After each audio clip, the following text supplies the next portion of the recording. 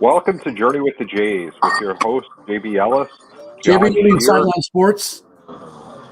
You know what? I wanted to go back to Journey with the Jays. It's a throwback episode. That mistake was bound to happen eventually.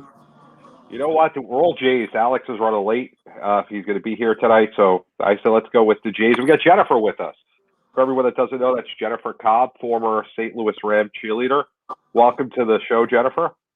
Thank you so much for having me, guys. This is great. Our pleasure. 3 dudes and 1 girl. Awesome. How are y'all doing? Doing well. Doing well. Thank you for asking. I know it's so cold here in St. Louis. It's like 0 degrees. It's brutal. I know. Where are you all at? We're all on the East Coast, so we're all cold just like you. You are so cold. Yeah. It's you just get used to it. Yeah, we live in the cold. Yeah. How are y'all doing with the football season's over now? We're missing it. I can tell you that for sure. We're missing it, but I'm excited. Baseball's around the corner, so it'll cure my St. Louis blues. Oh, that was just John. I should just kick you right now for that. That was she's from St. Louis reference. Oh, I know what it is, John. I'm the hockey guy, and even I wouldn't make such a terrible joke. So I got to ask you, before we start all of this, how did you guys like the outcome of the Super Bowl? It was interesting. Brady, Mahomes, were you bored? What did you think? I thought it was a good defensive game. I thought, Tampa Bay controlled it. Not what I expected at all.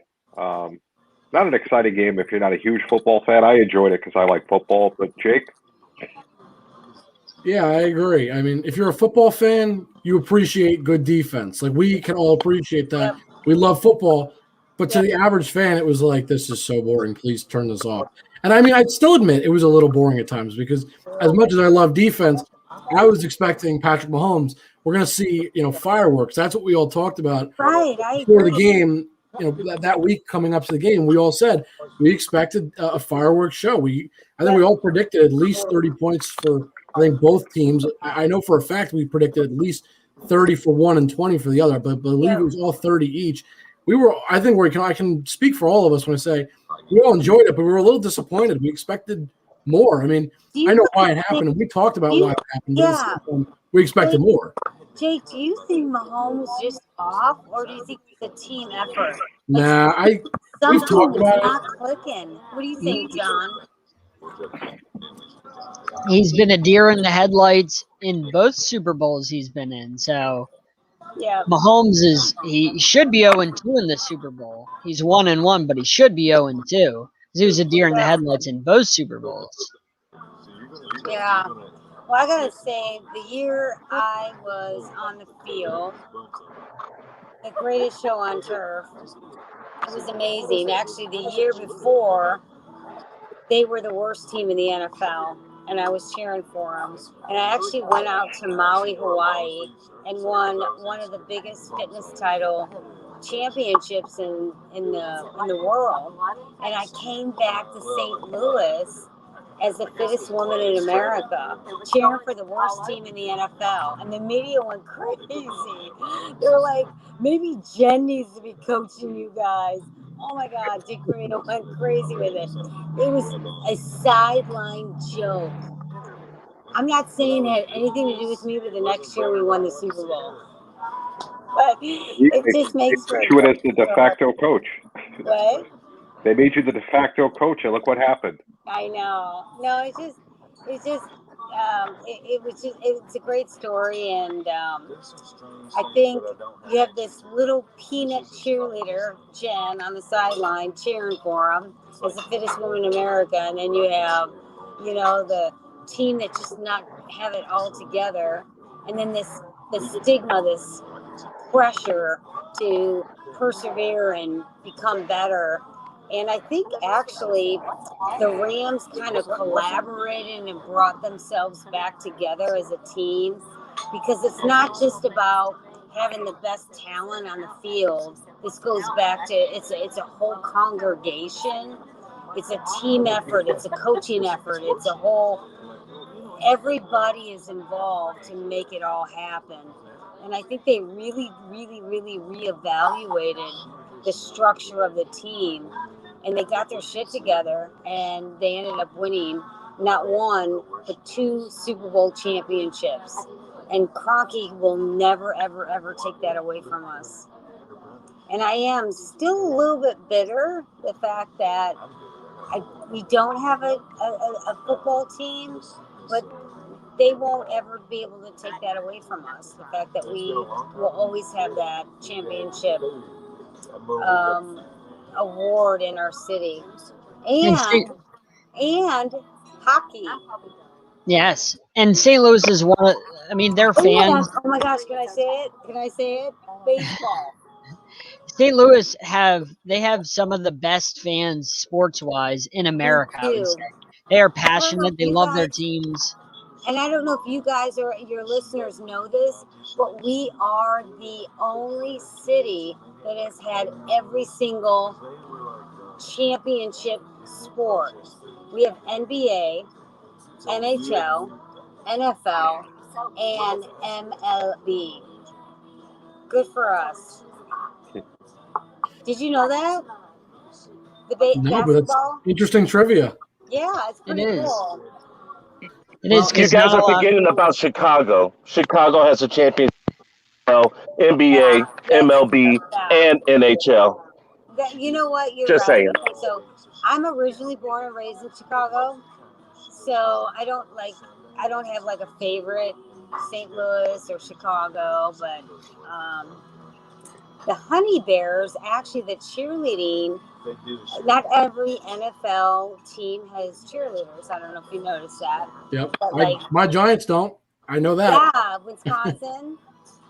It's hard with the colder teams. It's hard with the colder teams. Yeah. Why would the Giants have cheerleaders? There's nothing to cheer for. Hey. That's a whole other story, Alex. I'm just making comments here. You're not wrong, but a whole other story for another time. Yeah. So the Honey Bears went away a long time ago, but Chicago has a great football team. I am just, since quarantine, all of this has happened, I'm just happy football's on TV. I just love the game. It's so fun to watch. Yeah, I miss it already. But speaking of football, you kind of mentioned on it that you were around for the greatest show on turf. Like, what was that like? Just being in the atmosphere. That I gotta ask you about that, because that is like, one of the best football teams ever, no question. Yeah, so I was Dick Vermeil, Marshall Falk, Kurt Warner, Isaac Bruce, Torrey Hall, Ernie Conwell. I mean, it was great, and it was almost kind of like it took you by surprise. You never knew at the beginning of the season what was going to happen. These guys were so passionate and so driven. It was. Hey, Jennifer, does that season even happen if Trent Green doesn't get injured? What? Does the St. Louis Rams become the greatest show on turf if Trent Green never gets injured? Yeah, I know. That's a great question. If things would have changed, like Kurt Warner stepped up, what do you think would have happened?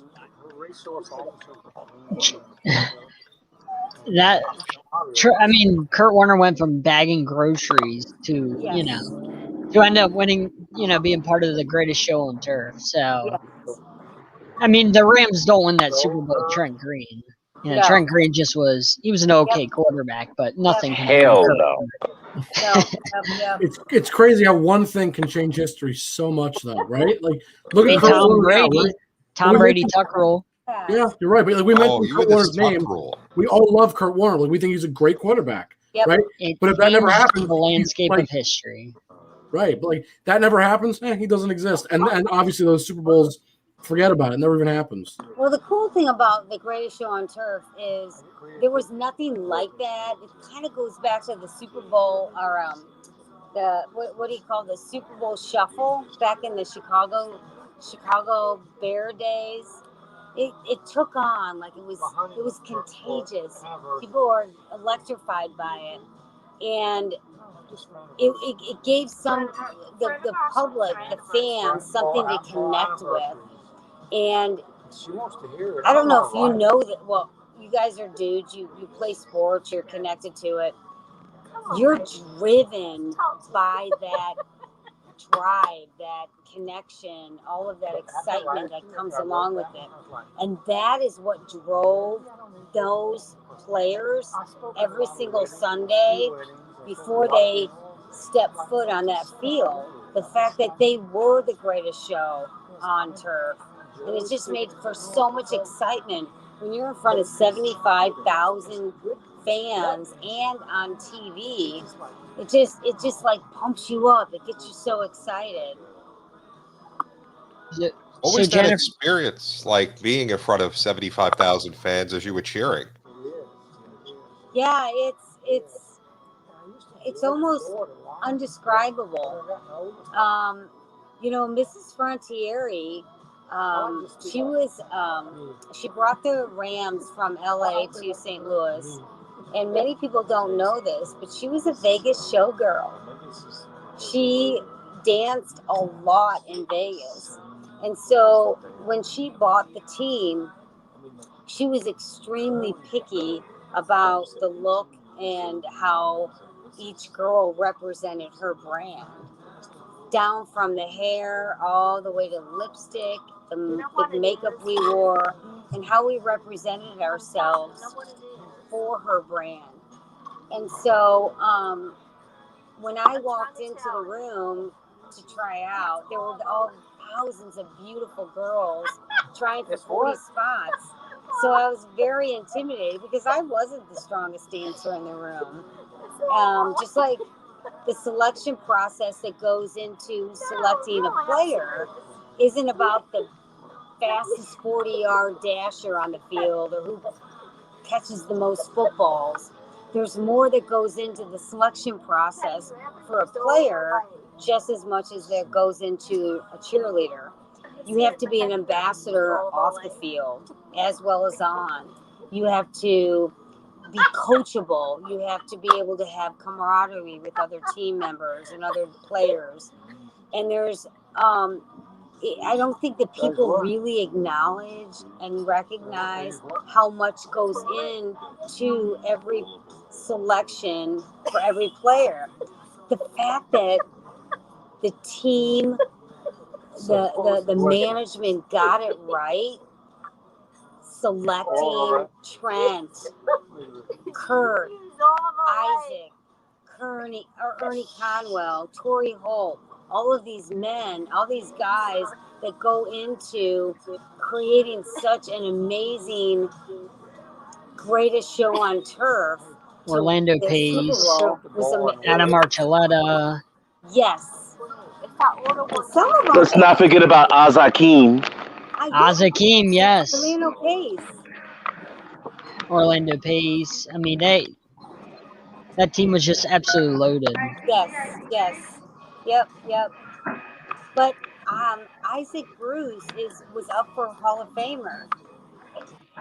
He got the knock on the door. I don't know if you guys know about what goes into the process of Hall of Famer. You sit in for 8 hours. We were. If you get the call, you're not selected. If you get a knock on the door, you are in the Hall of Fame. Yeah. And that was last year during COVID. It was so heartbreaking to hear that he wasn't able to go through the whole ceremony process. It was tough. And Torrey Holt was one of the people potentially going to be selected this year, but he didn't get chosen as well. So he's still waiting. Both of them, obviously are well deserved. Both of them deserve it, 100%. Yep. But I do want to talk a little bit about stepping off the NFL field as an alumni Super Bowl cheerleader. I started a foundation. It's a 501c3, teamgatewaytoacure.org. my father was diagnosed with Parkinson's right around the same time when Michael J. Fox went public with his disease in 1999. And as a daughter that loves her dad, I wanted to use my platform to recognize not only what we can do to raise money for research for Michael and finding a cure, but the silent part of it, and that's the caregiver, the one that's behind the scenes, that's cheering on those that are going through the disease, the one that, makes sure their belly's full of food, gets their medicine, takes them to and from their doctor appointments, tucks them in the bed, kisses their forehead, and does it again the very next day. And never gets any recognition for it. And they're exhausted, and they're tired. And so when I recognize the caregiver is such an important part of managing this disease and symptoms, that's when I was connected with the Muhammad Ali Parkinson Center. And I got to really, really know Lonnie Ali, Muhammad's widow. And Muhammad's legacy 100% stood for the caregivers. And because of his caregiver support, his doctors, the loved ones, his wife, his siblings, his children, and how important those roles of those people in his life helped manage the symptoms while he was going through Parkinson's. That's how the Muhammad Ali Legacy Care Program started. So I'm very honored to be a part of that and to be a resource with Team Gateway to a Cure.org to be able to talk about how important it is that caregivers need to be supported in their efforts every day. That's Judy, what were you going to say? Is it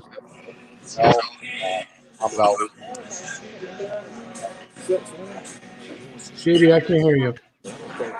Hey, Jen, can I ask you a question? Jen, can you hear me? Yeah, I can hear you. Are you on a date? No, I'm in a restaurant. Okay. I just curious because I see the bright lights and I'm like, what's that background noise? It's like she's got a dude with him doing an interview. Wow. No. I'm at a restaurant I'm sitting in a booth. JB, I think you had a question. Yeah, you hear me? There you go. Now we got you. So, how important was it for the legacy of like Muhammad Ali, the Michael J. Fox, and you using your celebrity in bringing more people to the cause with Parkinson's? They have a wonderful platform, and to be, a part of that, to push using my platform to push that recognition, to really showcase how important caregivers, no matter where they come from, they all have the exact same story. Whether it's somebody that's in a high profile platform, somebody that's recognized and a known household name, or it's somebody that's, nobody knows. Every one of us have a story, and it's important that we all share it to give support to everyone that's going through what we're going through. Caregivers come in so many different packages and levels, whether it's somebody going through a disease or somebody who is a sibling, taking care of younger siblings, single mom and dad that is going through, as an adult child, caring for mom and dad, or grandparents taking care of grandkids. There's, caregivers need to be recognized to, every level that they're going through. All right, that's important, and I'm glad you had a chance to tell us about it. How can people find your charity and your foundation? Yeah, so we are online, www.teamgatewaytoacure.org, and we're actually in the middle of we're changing the website and redoing it. We used to be kind of a fundraiser platform, but now we've kind of changed it into more of educating caregivers and being a resource to show that there is a place, whether it's through the Muhammad Ali Parkinson Center or the Michael J. Fox Foundation, that caregivers have a place where they can get support every single day of what they're going through. And I think you and I and millions of others have gone through a little taste of what their life is like experiencing through quarantine. You know, there's not the doorbell ringing, the phone isn't jingling, people are not coming over checking in on them. It's very quiet and very lonely for them. And I think as family and as caregiver support, we all have to reach out and help those that are going through it. Especially if you're a low-income senior and you don't have family to check in on you. The caregivers don't want to put their loved ones in homes anymore. You know, because of COVID, there's so many different reasons for that. They want to keep their loved ones at home. They want them to see their loved ones, hear their loved ones, smell the smells of the food cooking at home, and watch, see the video, the photographs on the walls. And it's comfort for them. They don't want to put them in the homes where they can't even see them because COVID won't let you even visit them anymore. And so I think it's really important to educate the caregivers, and through the Muhammad Ali Legacy Care Program, through video education, through telemedicine, through all these different avenues of educating the caregivers, they are taught and coached how to be a better caregiver in the home. You don't have to have a degree or go to school to love and care for your loved one at home. It's totally changed now. All right. Anything else, guys? No, I think that. Yeah.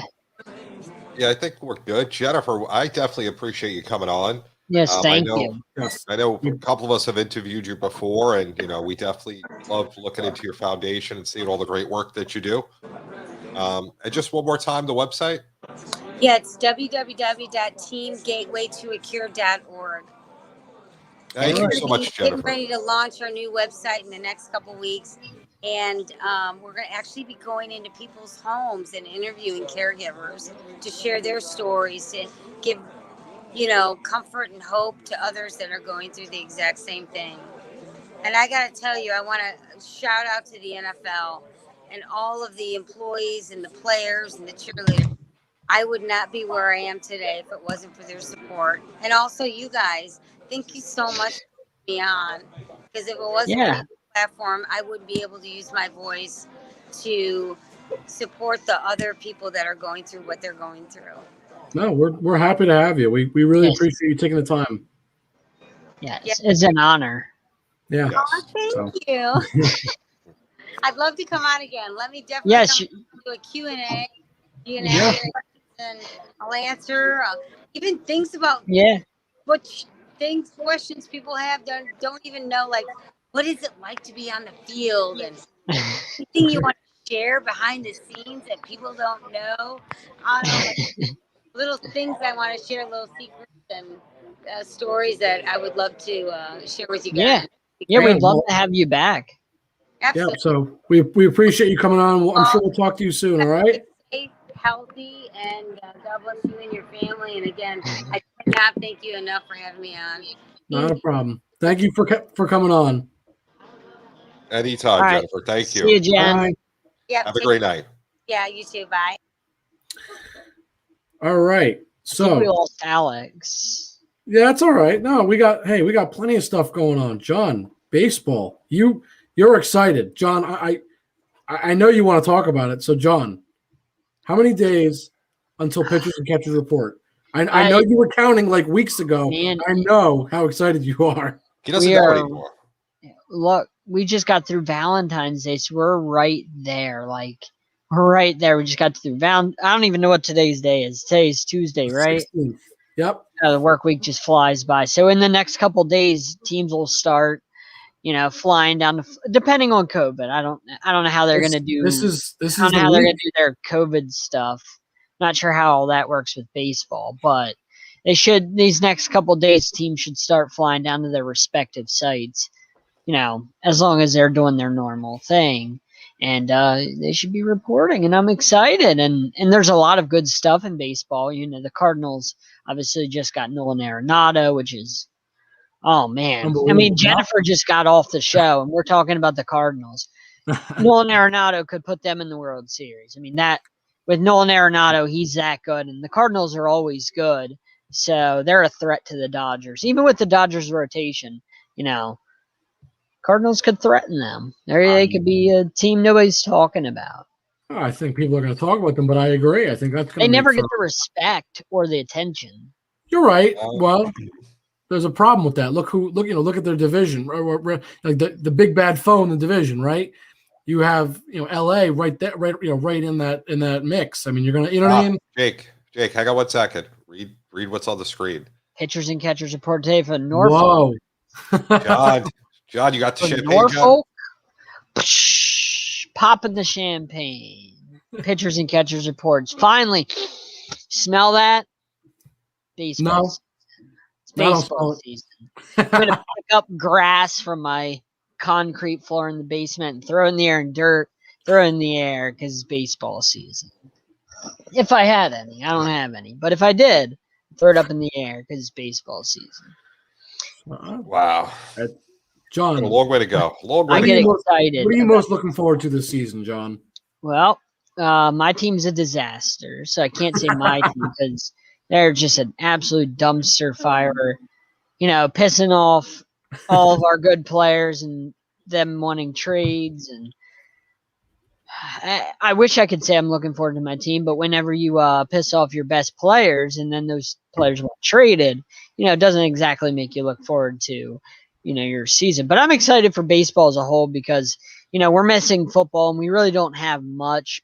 Basketball's, and hockey kind of are going through this COVID stuff. So yeah, it'll be nice. I'll get into that in a few, but yeah. But it'd be nice to get baseball back. I think we're going to start a drinking game next week. If we have to mention COVID for any sport, I think we have to have shots.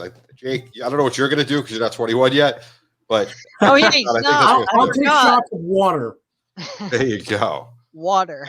Because we're almost a year into this whole thing, and we're still talking about COVID problems. But what happened with the Oreos, Sean? Look, we with Anthony Santander. I'm sorry. I saw this and this is just comical. I'm sorry. I mean, look, John, I know it sucks being a fan, but God, that just makes it so much worse. They don't even have a point. No, they have 0% chance of making the playoffs. Well, look, one of the players who I considered an MVP candidate last year before he got hurt, Santander. We didn't want to pay him his money, so we went through arbitration. He lost arbitration. So he's not getting that much. I think he's getting like $2.4 million off of us. He was really good last year, and I'm pretty sure he wants. Now the reports are that he's going to go to the Marlins. The Marlins are fishing for him. They're interested in him. Sounds like they might get him from us. Bad move. It's bad move. Not on Baltimore's behalf. On anybody trying to leave Baltimore. Baltimore's building something. Yeah, when Baltimore's going to be a team. When you upset your best players by not wanting them to pay them the money they deserve. Bye. The only thing I will say about that, I know Baltimore's going to be good, and I'm a huge Yankees fan. I'm the first to, I'm very vocal about my teams. The team I think I'm most scared of in the next few years is Toronto. They look unbelievable. Look, the Yankees window looked like this before to win a championship. It was wide open. The fact that Toronto is building makes it go from this to about this. It's closing and fast. Not to mention I'm saying it now. I give Toronto probably max 3 years, they'll be atop the division, if not in second place, just behind maybe the Yankees if they're still if they're still able to compete and take first. But I'm telling you, Toronto is going to be one of the top in the division. Tampa, I think, had a nice season last season, but I don't see them repeating like they did. I think that was they got hot, they played well, but I don't see that as a viable formula to keep playing. JB said the same thing last year. Remember that? And he was wrong. Look, I could be wrong, and I'll admit if I'm wrong, but I am saying it now. Toronto, within 3 years, I am saying – Get that hat off your head. Toronto, within 3 years, will not only be probably atop the AL East, but one of the best teams in all of baseball. And, John, it's going to suck for you. It's going to suck it for already me. Sucks for my team. It's only going to work for you, right. But they are going to be lethal. Look, you can't – something I got to say about the Orioles because JB asked. You can't try and slight somebody. You can't put somebody that has cancer where they're almost going to die. You can't put them on the trading block and then take them off the trading block while they have cancer and then try and slight them their money through arbitration and win arbitration by slighting them their money. You can't do that to somebody that just went through cancer and they almost died and then they beat cancer. It's a business. No. Doc, these owners are heartless. The Baltimore Orioles are as bad as it gets. I love my team, but business, there's a difference between business and a guy that had cancer. So he should really get more good, money because he had cancer. But he's the best player on your team, on your franchise. Cancer is a horrible disease. We're going to leave it at that. That doesn't mean he deserved more money. Have you seen how well arbitration set up that the arbitrator makes the rules. The players agree to it in the contract in their CBA. They know what the rules are. Have you watched Trey Mancini play? Have you watched Trey Mancini play? What did the arbitrator rule?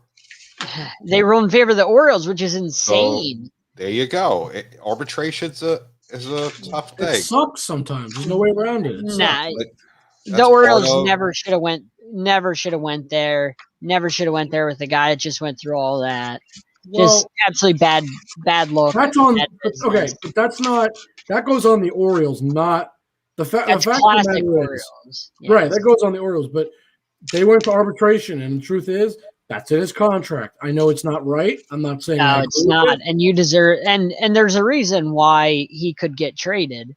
Because why would that guy want to stay? Why would Mancini want to stay when you got treated like that? When you got put on a trade block when you're in the middle of going through your cancer treatments? John, what's that guy that plays for the Phillies? The overpaid guy? Bryce Harper? Which one?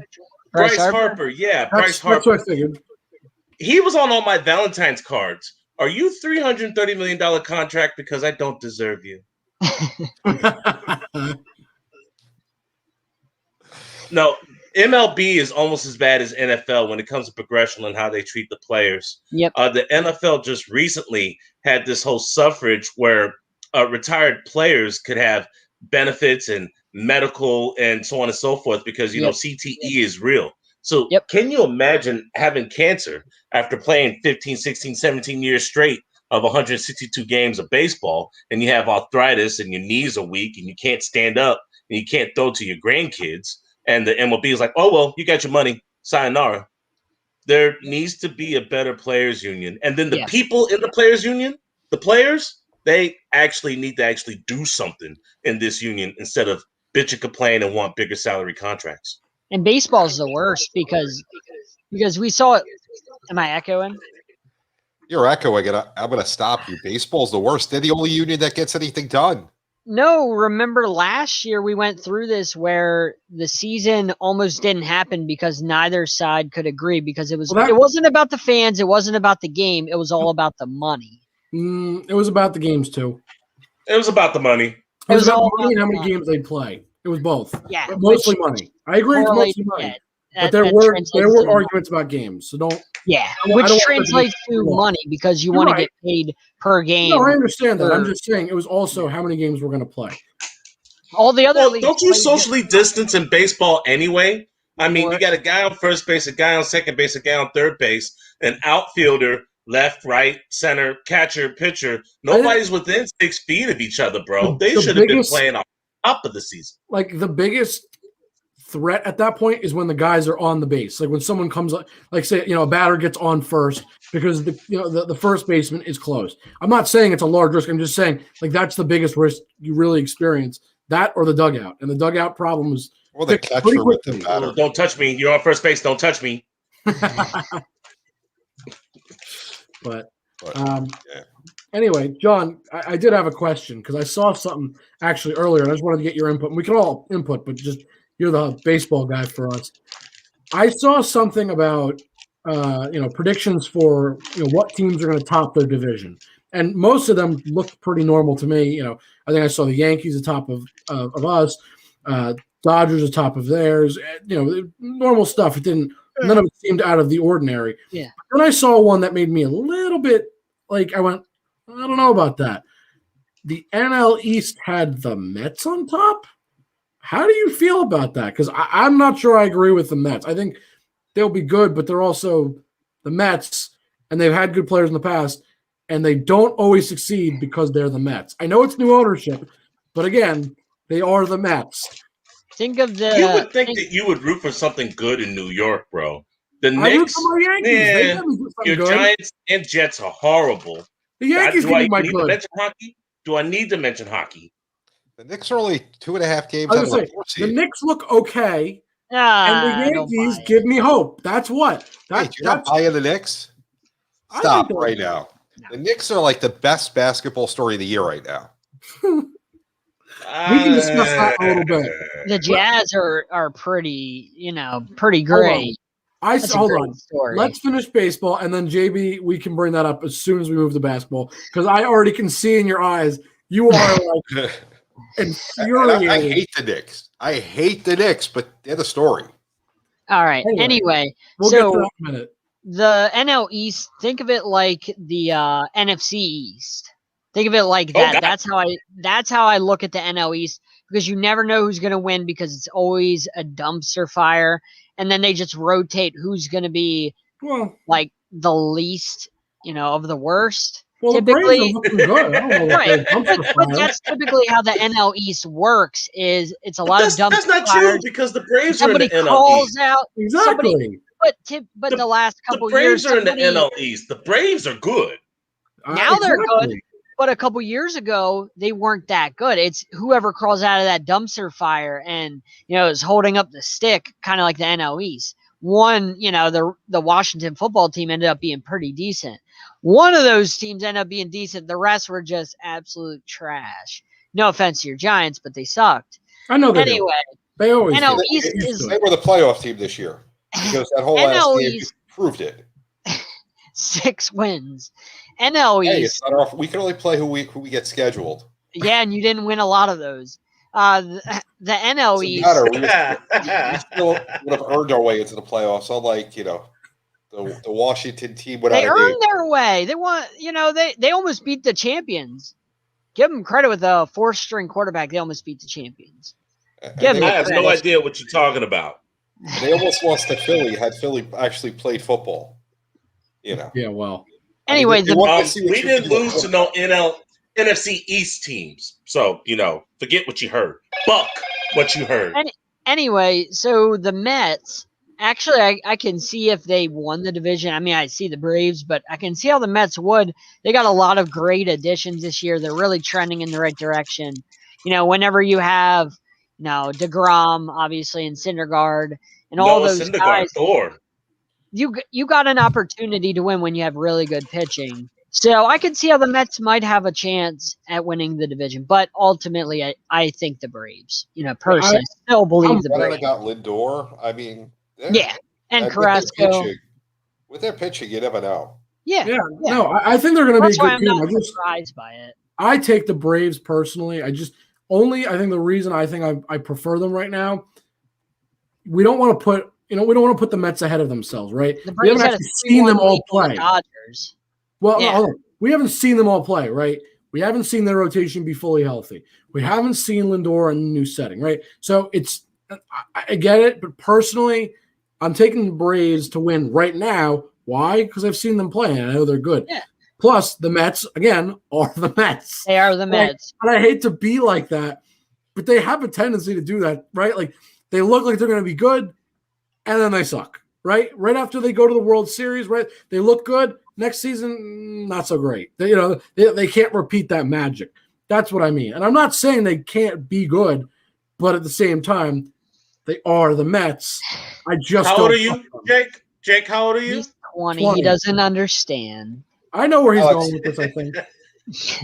Alex, when you dropped off, we decided next week we're playing the drinking game. If we mention COVID, we have to have a shot. Poor Jake can't even get involved. Look, I don't even know if Jake's not even old enough to remember 9/11. So, he's young. Just let that sink in. Some of us are luckier than others, okay? I'm just saying he's not even old enough to remember that. You see, I was going to bring up some ancient history about how, Bill Buckner was the reason why, the Mets even had any glory in the 80s. I knew that was coming. Bring up Mike Piazza and roided up Roger Clemens, but you were just a baby. You were still poo-pooing in diapers. I wasn't even a thought yet. Don't even bring that up to JB. He hates Clemens for that. I do. Hey, if you're not cheating, you're not trying. Yeah, ask Brady. Cheating's okay. Throwing a bat at a guy as he's running to first base, that's a little different. Oops. Yeah. I'll say that's not nice. I'll be polite in how I say that. That's not nice. That's a crime. Well, we're still crying about Brady because, I think he left a comment saying that he wasn't leaving. He'll be back. He wants to play until he's like 45. To torture the AFC East because they play the AFC East this upcoming season. They'll be back to torture the NFC South, and I believe Brady's going for number 8 out of 11. I think I'm pulling Rafael up Esperanza to see if he could get a side bet in. Am I going to retire or Brady first? Because I got about 2 years to retire, so I want to see who retires first, me or Brady. I'm putting my money on you. I'm thinking so too, the way he's going. Based on how Sideline Sports is going, you might be able to retire soon.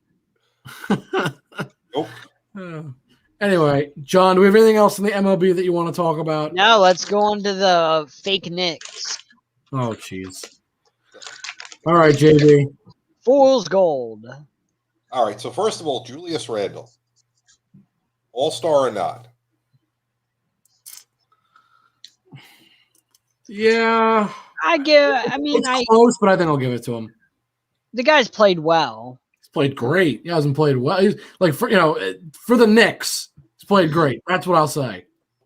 For what he was supposed to be in LA, he's played good. He was supposed to be this dominant guy that you can't stop, like the next Shaq, but never really turned out to be that. Well, let's be honest. Julius Randle and Brandon Ingram were decreping in LA. And then LeBron's like, you know what? You guys seem like people who wouldn't pass me the ball, so I'm going to send you away. Brandon Graham has prospered from that LA trade, and Julius Randle has prospered leaving LA. He bounced around a couple times until he found his home and, with the Knicks. Yeah. I'm glad the Knicks are relevant because I got so sick and tired of seeing the Knicks just being doormats, winter doormats, getting mud and stuff on them. People will go to the Mecca, Madison Square Garden, and they'd be more worried about the festivities and everything around it than the damn basketball team because that's how bad the Knicks have been. The Knicks have been a Dave Chappelle joke on reruns of Comedy Central. Listen, it's been since, I hated the Ewing Knicks because they were weak. They used to get bullied for guys that, they had Oakley, they had Mason, they got bullied. Got bullied by us. Remember that? Tim Hardaway, Lonzo Mourning, Eddie Jones. We used to bully them. Gundy, I wasn't even alive from Chicago. You can't talk Knicks to me. I wasn't even alive in this. Jake wasn't even alive when I used to watch but it hurts. The playoff It still basketball on hurts. NBC, and they had the great music. I miss those days. Oh, it was horrible. It really was. I remember just playoff basketball was just heartbreak. That's all every year. There was nothing where you ever said, we're going to do something good. Don't forget about the Reggie Miller series. Oh, that was the worst. Love bringing that up to JB. Or the fact that John Starks blew the game against the San Antonio Spurs, which led to a Game 7, which led you guys not winning the championship. Oof. Well, he also did really well in the Houston game, too. What did he shoot that game?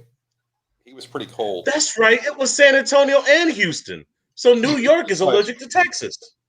New York's allergic to winning. Yeah, but I want to make one last thing. You said Julius Randle, All-Star. He's having a very nice season. I happened to look up some stats real quick on him because I was curious because I don't know if first Nick with 40 points in over 180 games. He's got 23. He's got over 23 points per game, 11 rebounds per game, and about 5.5 assists per game. I'll take that. I think that's good production. And more importantly, he's making the Knicks look better. At least we're not a complete dumpster fire right now. At least we're not good, but we're not absolute garbage for once. Now, what's your guys' opinion on R.J. Barrett?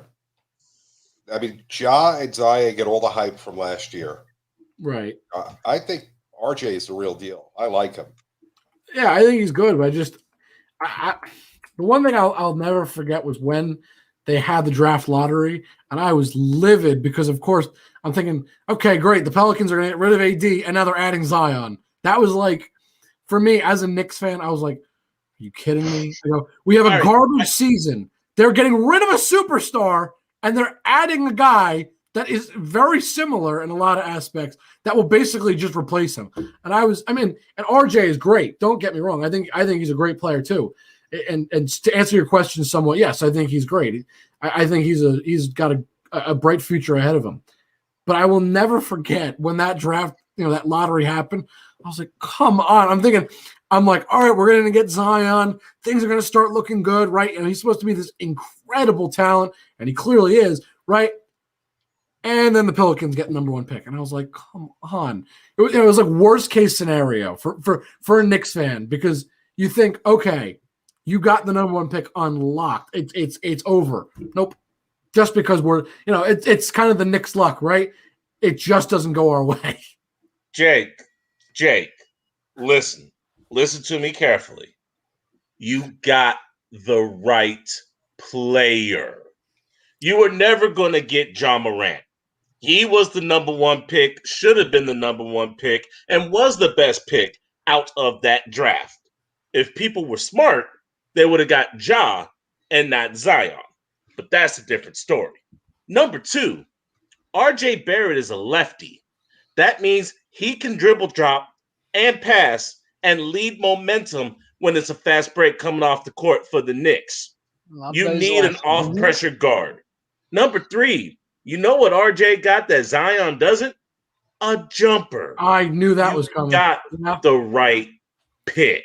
No, I'm not complaining. I just mean, like the memory of it was, man, I thought we had the first pick. You know what I mean? Like I thought we had that first pick. But no, I that's why. Did you really think you were going to? You're a Knicks fan. Like Knick fans. I mean, I was hopeful. I didn't think it was realistic hope. It was just it's false hope like everything for the Knicks. And just like a New Yorker thinking you were going to win the presidency, stop it. But again, the Knicks, the whole Ewing thing, everyone says that was fixed. And people were thinking the same way, that the Knicks would have get the number 1 pick. It's Zion. I thought the same thing. I thought it would be fixed for the Knicks too. No, I'm glad that Zion's not in New York, because New Yorkers are hypocritical. They're not even happy with them damn selves. Lord forgive me if I'm lying, but if it wasn't for 9/11, you guys would still be some insufferable bastards that would hate on each other and fight each other and shoot each other on the damn subway. I don't know. They probably still do that. I'm not actually from New York. I'm from New Jersey, so I don't know. I don't experience. So you're down the street. You live in the sewer station of New York. Exactly. The armpit. Yeah. Oh yeah. They're the armpit of America. But in all seriousness, to answer JB, your question, is RJ the real deal? Absolutely. He's a great young player. He just gets overlooked because, the other guy.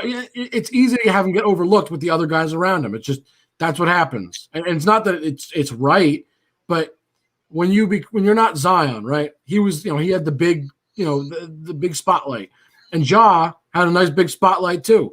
And it's not that RJ didn't have one. It's just everybody looks at them and kind of forgets RJ is right there. And he should be in the conversation of a great young talent from that draft. It's just a lot of people forget. And just because he's in New York doesn't matter, it seems, because he gets forgotten all too often. At least I think. Because the Knicks are forgotten. Ja was the best player out of that draft.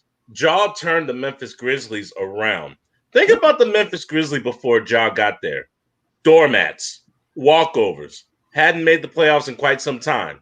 The best player was what? Big Country Bryant Reeves. They were pathetic. Zach Randolph a couple years back when they used to make the playoffs. They used to go to the Western Conference Finals against the Spurs and get their butts kicked. And yeah, but now with John Morant, they have a good defense and offense. Ja's a human highlight. I was following Mr. Morant while he was a Murray State. Yeah, he was a racer. I have a very good friend of mine. Shout out to you. I ain't going to say your name, but you know who you are. Thank you. Who's a professor at Murray State. And she told me straight up, yo, you need to peep this kid. This kid is legit. And he was making people look foolish in college. So we shouldn't be shocked that John Morant is doing his damn thing in the NBA. And if he actually got some damn help, I think they actually could challenge the Lakers. Because the Grizzlies, unlike those damn Lakers, actually play some defense. There's already a team challenging them. The best story in the NBA this year. The Utah Jazz. Best story in the NBA. Over the Knicks. Way better than I don't have faith in Utah. And here's why. The Utah is consistently good year in, year out. Best Utah's been making the playoffs year in, year out. And when it gets to the big moment, boom, boom, boom. They're 23-5. I mean, they haven't been this good though. They haven't been this good. This is what they do. They're the Milwaukee of the West. They'll find a way to lose. Ooh. They always do. But not this year. It's different. Not this year. Why is this year different? They're better. What's so different? John, are you picking the mushrooms outside in the backyard again? It's a better story than the Knicks. They're better than the Lakers. New York City, Madison Avenue, the Garden. There's nothing better than that. And then if the Knicks are good, just take a little train ride, 20 minutes to get to the Barclays Center. You got the Nets. This is great for the NBA. John, let me just give you a quick reminder. Last 4 seasons for Utah, 2016-17, they go 51-31. Nice season. That's a good season, right? Nice season, yeah. Lost in the Western Conference semis. 27-18, 48-34. Not as good, but still a decent season. Not bad. Lost in the conference semis. Guess what? Next year, 50-32, another strong season, and they lose in the first round.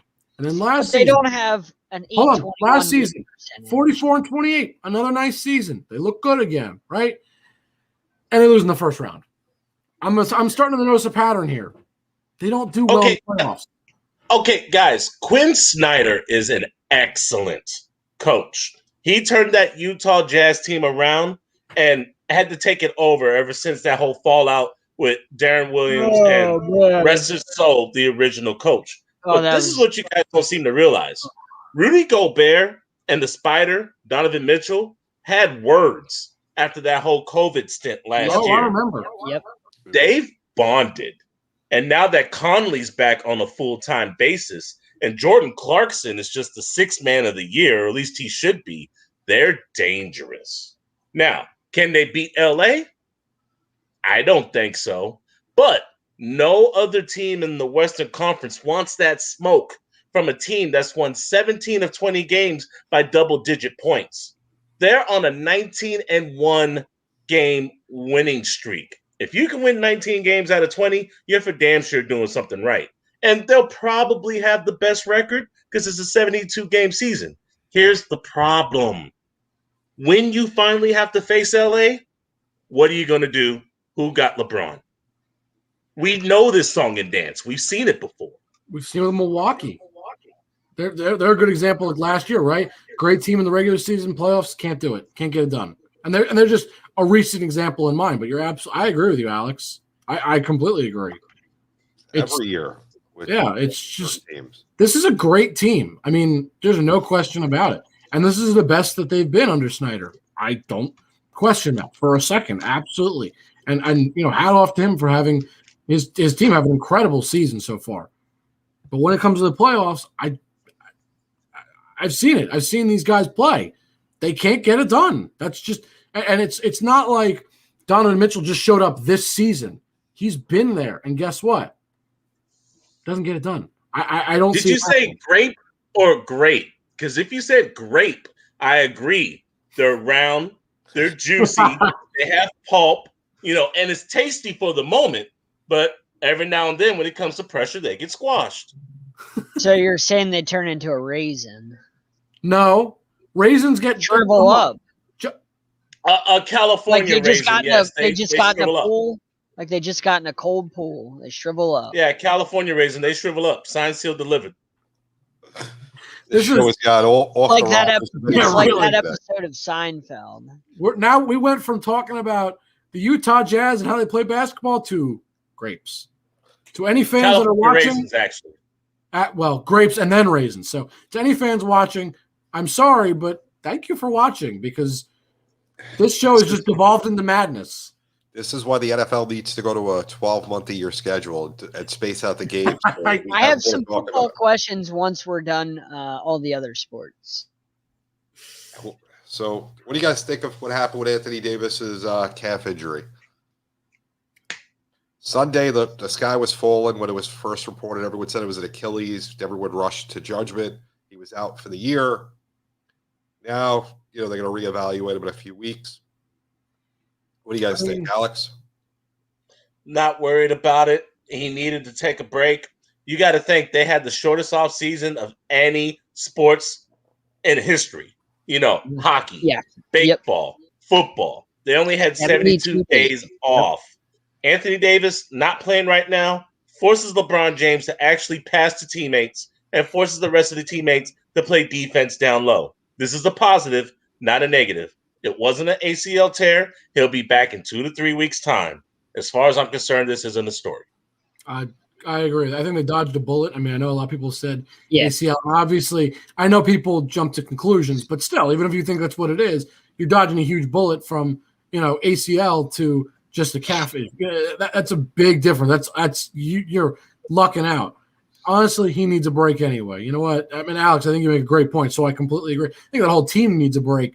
But LeBron, he's just a machine. Clearly, I don't understand him. Whatever. But really, AD, I think it's going to be good for him. I think it's going to be good for – what? Sir flops a lot. Yeah. Well, again, he's a machine. What's he programmed to do? Flop. That flop by LeBron. I didn't say it was a good kind of machine. Hold on. I didn't say it was some kind of good machine. I just said he was. I didn't specify that what. flop Friday was disrespectful. That was awful. We've seen this man run over people, run through people, and foul people intentionally. That guy barely brushed him, and he fell to the ground like people were shooting. I think he understands where he is. He's in Hollywood. Maybe he's going for a role in a new action film. He's in Space Jam 2 right now. That could be the source of all this. Because I don't get it. Have a little respect for the game that people want to compare you to be one of the greatest of all time. And, compare him and Jordan as much as you want. One thing I'll say about Jordan, he would not do that. You're right. He's going to go out there and rip you to shreds. And if you hit him, he's going to come back at you. Or he's going to hit you harder. Yeah. He's going to hit you harder. Yeah. He's not going to flop like that to get an advantage. Well, Jake, you were too young to watch Michael Jordan and his greatness. Jordan had two things that LeBron doesn't have and probably won't ever obtain: loyalty and integrity. Wow. I mean, I know where Alex is coming from when he says that, so I think I understand what you're trying to say, and I mean, you can't argue with that. I know what Alex you're trying to say, so I can't argue with it. Like, just is. Yeah, Michael Jordan wasn't a mercenary. Congratulations. Michael Jordan didn't hang people out to dry publicly. Oh, Michael Jordan was a competitor every night.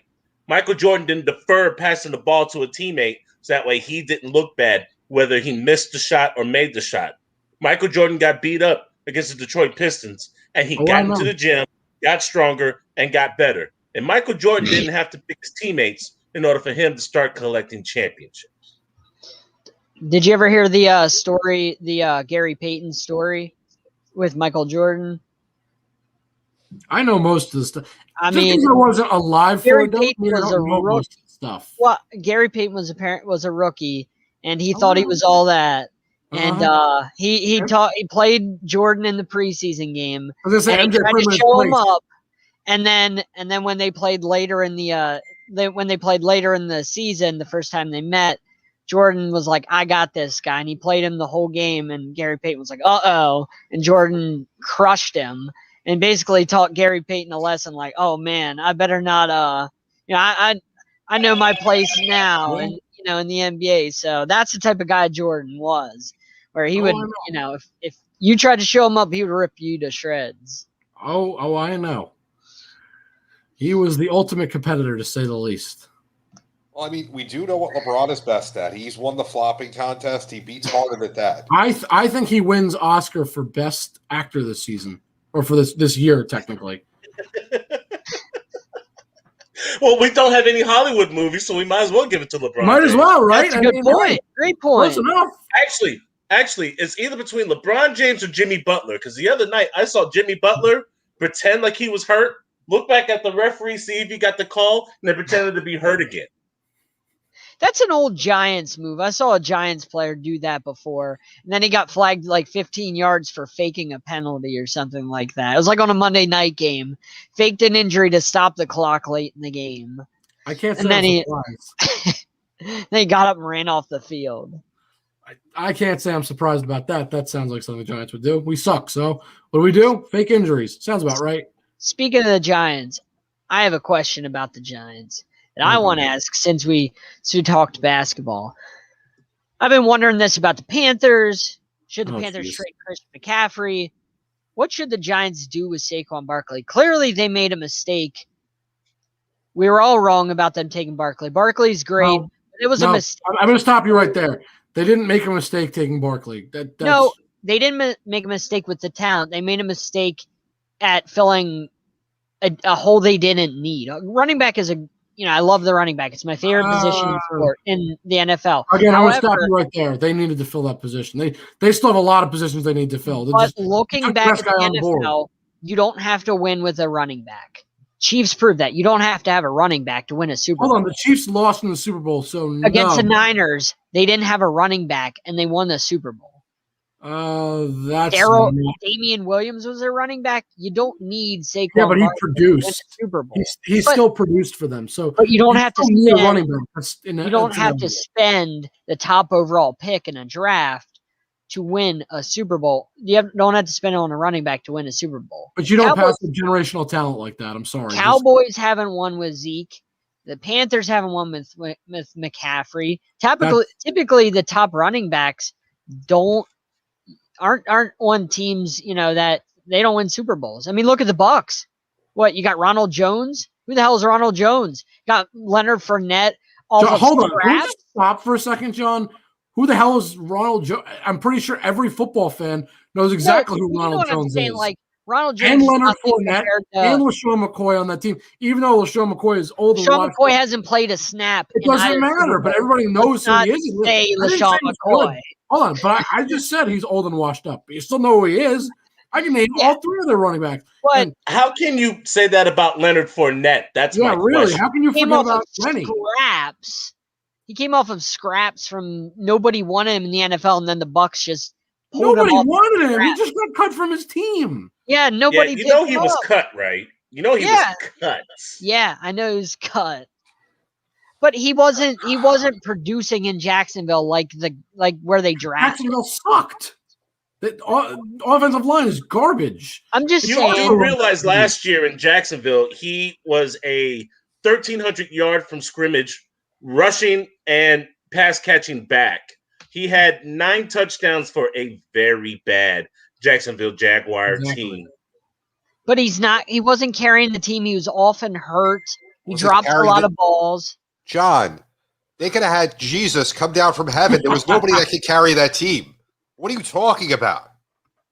For the Jags, where they drafted him, the guy didn't produce overall in his career like he should have. The guy was hurt a lot. Did you see how often the guy was hurt? That's not about not producing. That doesn't do this. Part of when he's on the no. Hold on. When he's on the field and producing, he's great. So Leonard Fournette's not a great running back. He's not a bad running back. He's not bad. He's good, but he's not great. He's not elite. No, I didn't call him elite. I called him great. There's a difference. Elite is like Derrick Henry.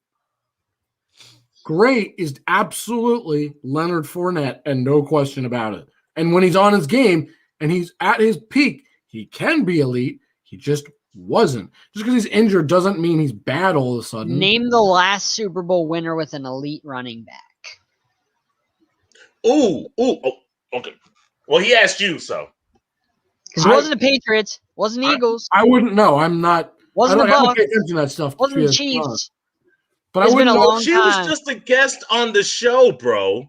Marshall Faulk, greatest show on That's turf. what I'm saying. It's been a long time since we've had an elite running back on a Super Bowl winning team. Is my point. You proved my point.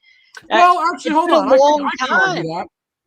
I could argue that LeGarrette Blount in his season, was elite. I'm not saying his team, but one season was elite. He didn't ask for a career elite.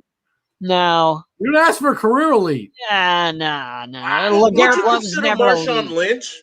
Because if you consider Marshawn Lynch, then we could say Seattle. Sure, that too. Yeah, and was that like 6 years? Was that 7 years ago? I guess 7. That's years 7. ago. That's a long time. Yeah. But also defense wins championships, which I think we need to remember. So typically, you don't have an elite running back when you win a Super Bowl. That's seems to be the common thing. Is you're saying Marshawn Lynch and Marshall Faulk. That's not a lot of elite running backs. How many elite running backs are in the NFL right now? There's a lot. Are there? Yeah. You could go Christian McCaffrey, Dalvin Cook. You could go Zeke. Zeke is not elite. You could say Zeke is elite. Not if you're not giving him the ball. Okay, so we have two that we agree consensus on. Okay, I'm listening. Aaron Jones. Aaron Jones. No, I'll give Aaron him that. Jones. I'll give him that. Yeah, Aaron Jones. I think Aaron Jones really. I think he's. Oh, we're lowering the bar. Aaron Jones. We're lowering the bar here. You had Todd Gurley a couple years ago. You had Gurley with arthritis. Alvin Kamara. Christian McCaffrey. Dalvin Cook. I think we can all agree on that. Yeah. Nick Chubb. Give Nick Chubb his due. I like Chubb. Nick Chubb his due. I would still put Aaron Jones. I think he's.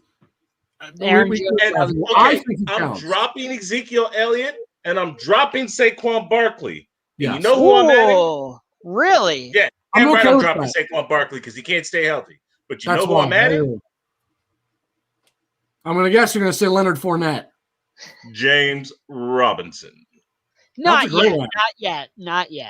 I can't give him that status. Got to give him one more year. Undrafted rookie free agent out of Illinois State that rushed for 1,070 yards in 14 games. That's fantastic. Shut down the last 2 games of the season and could have broke Fred Taylor's rookie rushing record on a bad offensive line on a bad Jaguars team. I want to see if it's a 1-year blip or if he continues doing that. That's, I got to see it multiple years to say, elite. But, Derrick Henry, obviously. I'm not going to say John.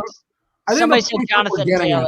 Hold on. The point of what we're getting at is there's not a lot of elite running backs. That's extremely difficult. The elite is like a very high category. The league of great running backs is much higher, though. I think we can agree on that. Should the Giants trade Saquon Barkley? No. I'll start with Alex because Giants fan Jake is not going to let me talk. So I'm going to start with Alex.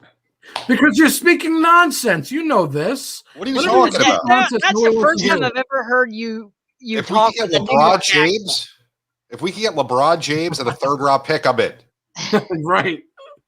I'll take it. Guys, John's on to something. Hear me out.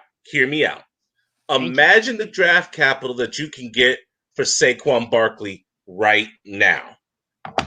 You're going to have a high draft pick only because the NFC East sucked. 3 of the 4 teams have picks in the top 10. So we don't need to argue that point. Yeah, Giants are 11. Oh, my bad. The Giants are 11. Yeah. So 3 of the 4 teams are in the top 11. Anyway, you need an offensive lineman because you already got Thomas at tackle, but you need to fix the guard because that guy stole money once he came to New England and went to New York. You desperately need some linebacker help. You need a pass rush that you gave away freely to the Jets. Leonard Williams, what the hell were y'all thinking? Guys, you could use another wide receiver.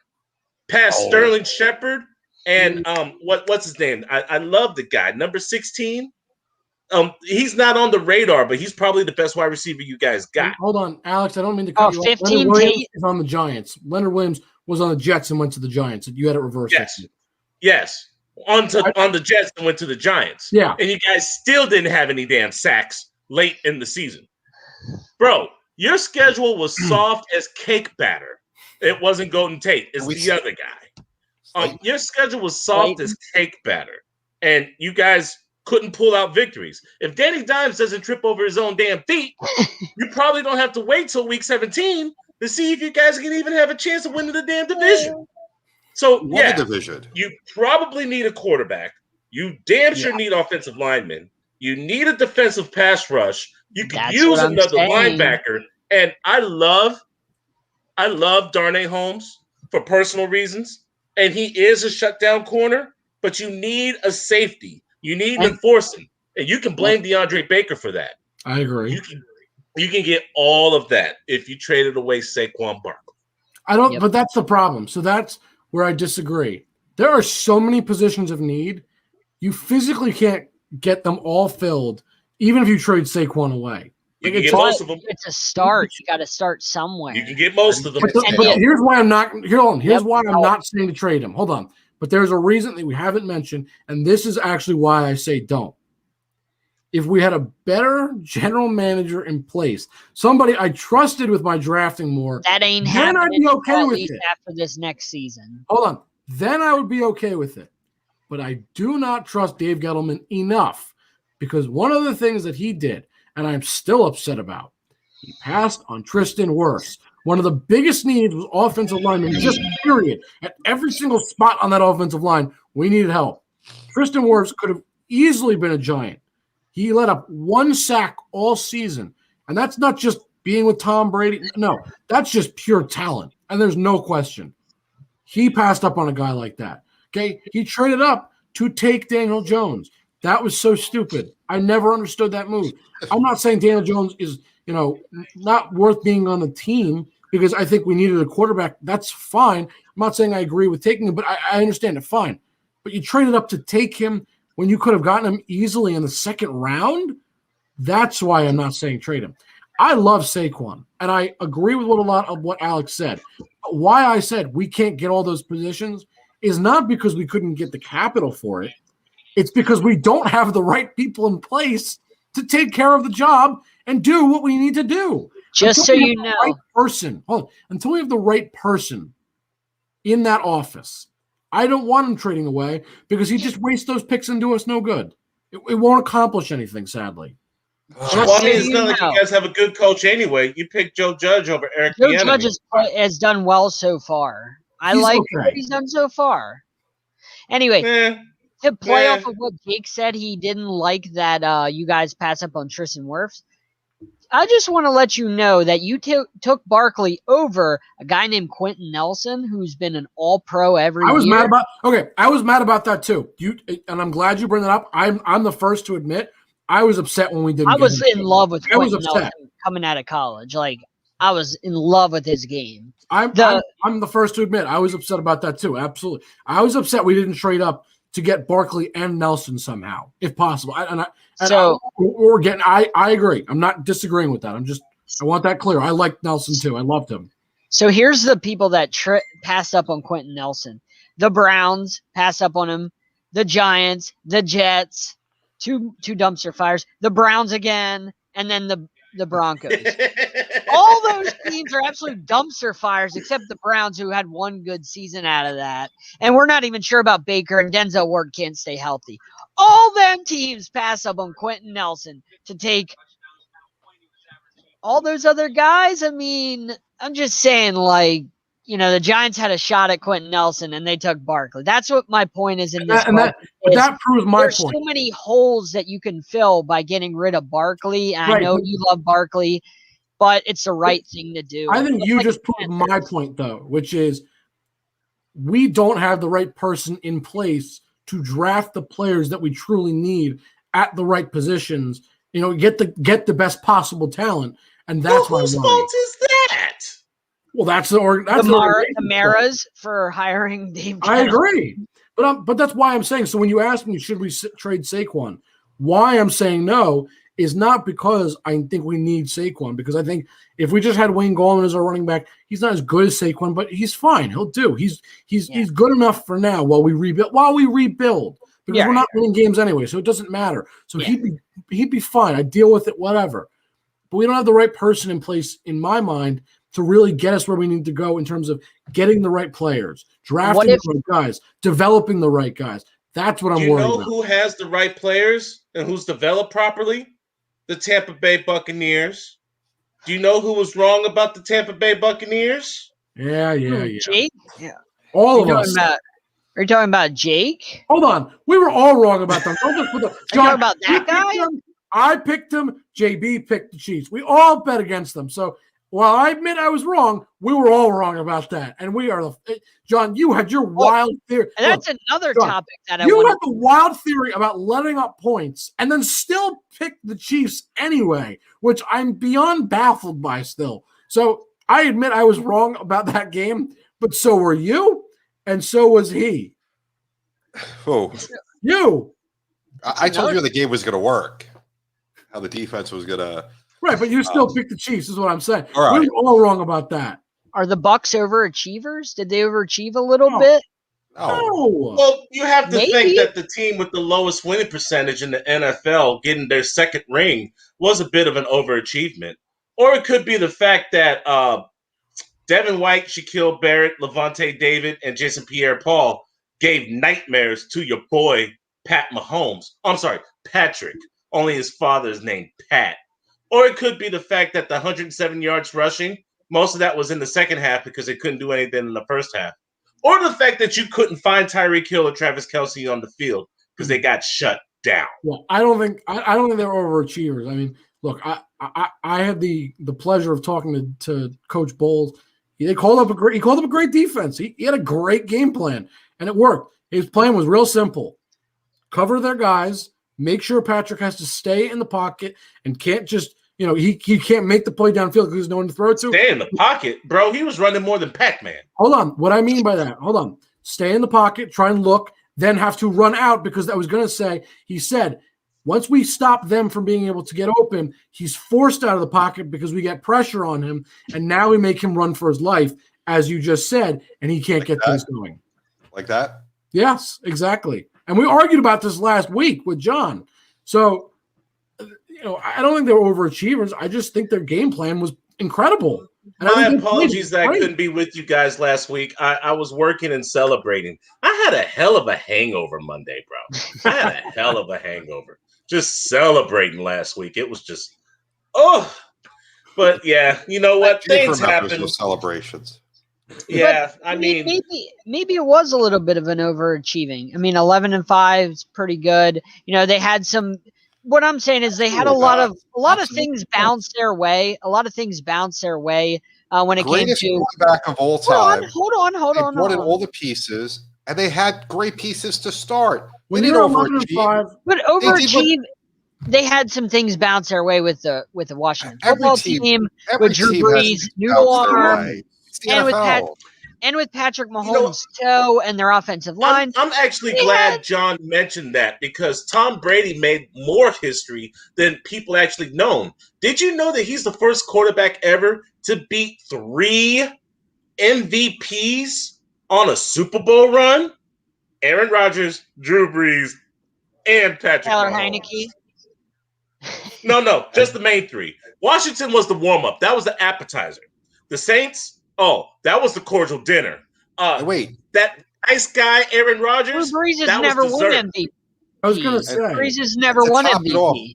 To top it off, though, Peyton Manning got inducted into the Hall of Fame. We got to see the press conference on Sunday, a little bits and pieces of it. Meanwhile, who remembers the Brady, Manning games? They were the big things. Yeah. Well, Brady's still playing and winning. And it's not as if there's a huge age difference. I think Kansas City got exposed in multiple ways. One, that defense did not want to tackle. They didn't want that smoke. Number 2, if you took out all the craftiness and temptations of the Chiefs offense, they're not really that good. Number 3, you can have a great baseball throwing arm, but you're still not the GOAT. Wait your turn, Patrick Mahomes. Got to catch the ball too when it hits you in your helmet. I mean, yeah, that happened on more than one occasion.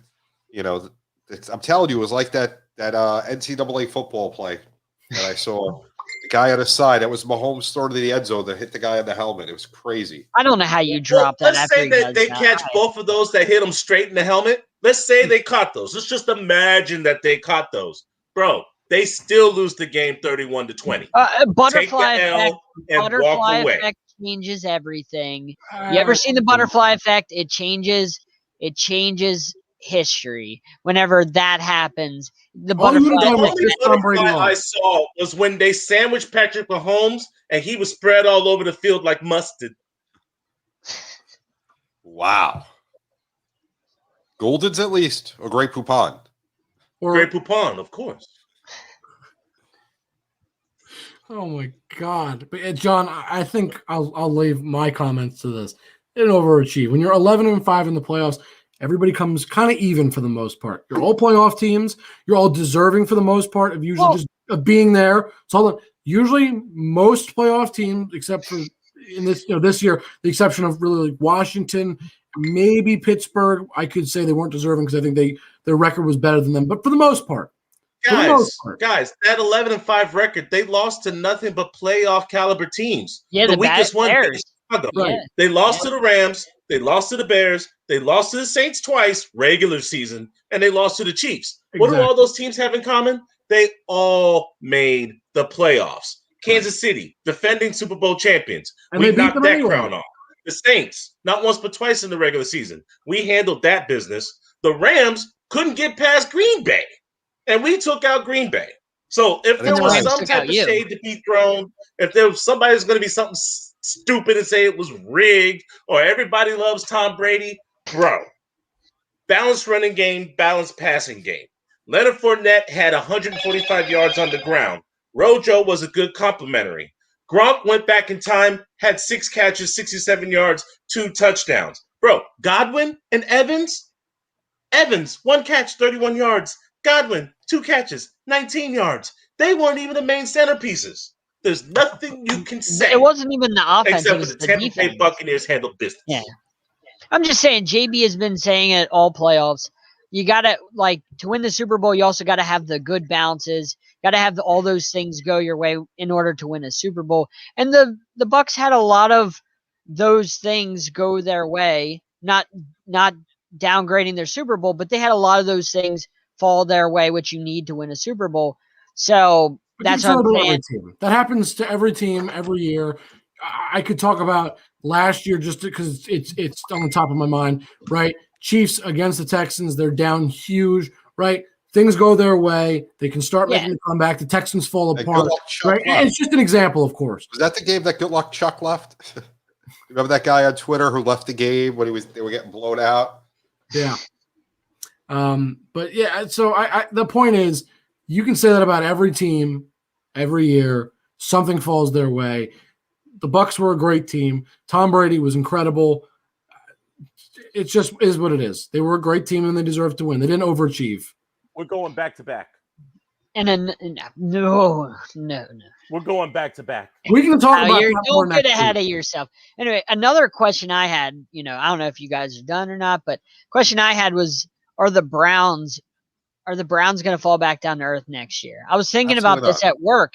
Or did they overachieve? Because I feel like the Browns overachieved. I mean, their defense isn't that great. They got a great running game. They got hot. Are the Browns going to remind me of Mr. Hanky. They escaped the septic tank. And then right after their victory against Pittsburgh, they went right back in the septic tank. Because they had a lot of things like Steelers resting their guys week 17. They just had a lot of things that ended up going their way. John, please say it right. Mike Tomlin decided to lose the game so he could face Cleveland in the playoffs. Tomlin was scared. Thank you. Yeah. Ooh. Yes. I still stand by my statement. And you still stand correct. Hey, look. Browns overachieved. I mean, they're going to come back down to earth next year. Browns over. They were better without OBJ. The Browns were a good team. They got hot. They got hot. They got hot at the right Steamers time. usually get hot. Steamers get hot, bro. Steamer let off steam. The Cleveland Steamers? Is that what you're talking about? Steamers. Okay. That just doesn't sound like a very good moniker with the Browns. Steamers. I don't know. Let's change that. Maybe they should be the Cleveland football team. I don't know. The Cleveland Steamers are led by OBJ and the Brand, and the rest of that team. That's just. Well, you know how OBJ gets down. Oh, all right. I knew that was coming. I knew someone was going to make that joke. Hey, it's fitting he's on the Browns at least. I'm sorry. I had to. If we were going to go there, I had to make that joke. Someone had to make it.